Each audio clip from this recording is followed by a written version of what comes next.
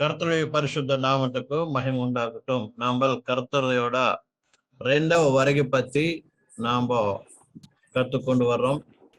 கடந்த காலத்துல நம்ம இயேசு கிறிஸ்துவோட வருகை பத்தி, அதே மாதிரி அவர் வரப்போற மாதிரி காலம், டைம், நேரத்தை பத்தி நம்ம கத்துக்கிட்டோம். போன வாரத்துல நம்ம கர்த்தருடைய வருகையோட அடையாளங்கள் பத்தி நம்ம கத்துக்கிட்டு வரோம்.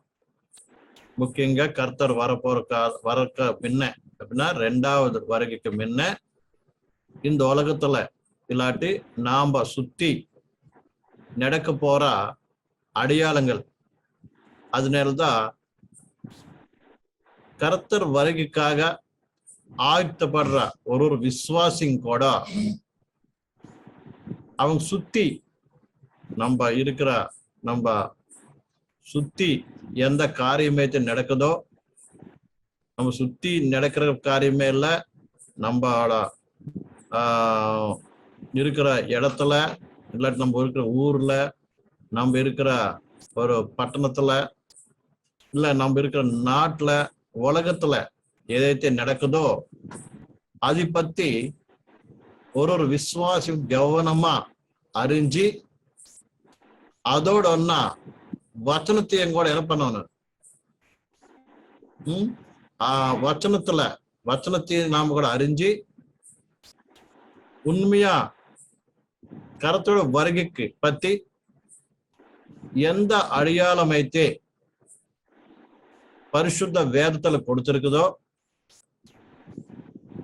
அந்த அடையாளம் இந்த உலகத்துல நடக்குதா இல்லையாங்கிறது ஒரு விசுவாசிங்கோட என்ன பண்ணணும்னா அதை பத்தி கண்டுக்கணும், இல்லாட்டி அறிஞ்சிருக்கணும்.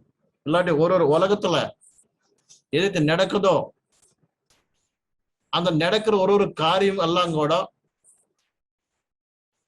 பரிசுத்த வேதத்துல என்ன சொல்லுது அப்படிங்கிறது கூட நாம எல்லாம் அறிஞ்சு எப்பவும் என்ன பண்ண பரிசுத்த வேதத்தைய உலகத்துல நடக்க போற ஒரு காரியங்கள் என்ன பண்ண எப்ப கம்பேர் பண்ணிக்கணும். கம்பேர்னாக்க என்ன பண்ண தமிழ்ல என்ன பண்ணி பார்த்துக்கணும். உண்மையாதா பரிசுத்த வேதத்துல கர்த்தரோட வருகை பத்தி எந்த அடையாளமைத்து இயேசு கிறிஸ்து சொன்னாரோ, அப்போஸ்தலர் சொன்னாங்களோ அது பிரகாரம் இந்த உலகத்துல நடக்குதா இல்லையா அப்படிங்கிறது ஒண்ணு நாம ஆராய்ச்சி பண்ண வேண்டிய அவசரம் இருக்குது விசுவாசிங்களா.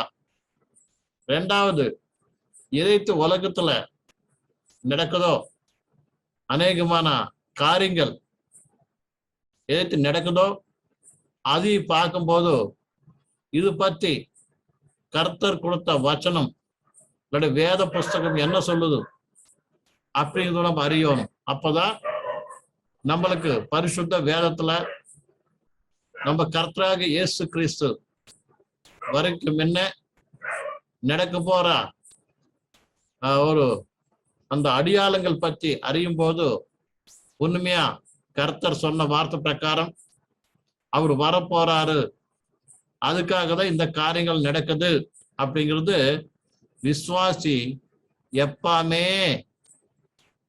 நம்ம மனதுல வைத்து கொண்டு கர்த்தர் வருகைக்காக ஆயத்தப்பட வேண்டிய அவசரமும் எவ்வளவு இருக்கிறது.